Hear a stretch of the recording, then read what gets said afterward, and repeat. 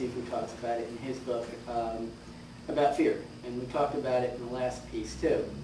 And if I remember correctly, one of the big points in that was,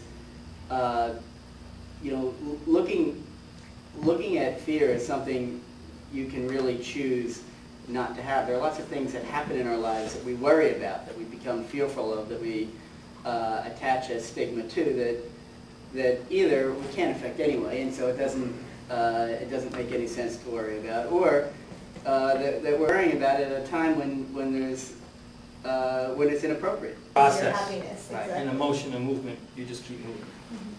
Well, an idea here is that we are all on a certain path, and being on the path perhaps is what gives happiness. And though we just have goals, that's part of the path, and whether we get to the goals or not is something like that. I'm so I think still working that one out. I think you're right, though. I mean, Yeah. I think it's like I said before, it's kind of how you approach life. It's not the destination, but how you get to that destination, and those points in the middle, and how you approach it. It almost doesn't matter when you hit your destination, when you hit your goal. It's like, okay, I hit my goal. But even if you fail at that goal, your happiness isn't at stake whether you make it or not. You see, the difference there, I think, is if you're pursuing happiness, your happiness is on the hook. If you make your goal, then all of a sudden you feel like you're going to be happy. But then that dissipates over time.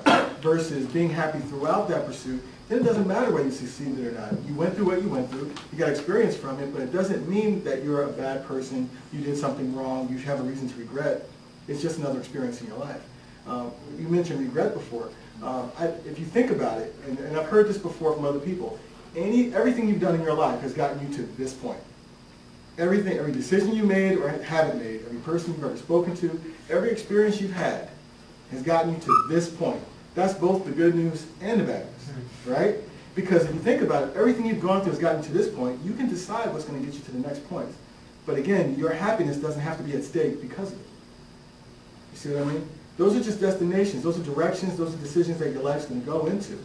And we all reevaluate that at all times. But it doesn't mean that your happiness has to be at stake because of it. You guys follow? There's a difference there in terms of saying, when I get there, I'll decide then whether I'm going to be happy or not, versus, I'm happy now, but that's where I choose to go.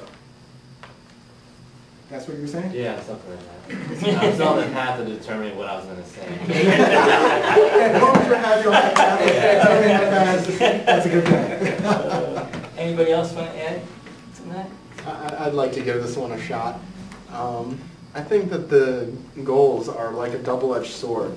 I mean, you set goals for yourself, and somewhere at the top you have, say, own a company, be rich, live in the hills, et cetera, et cetera.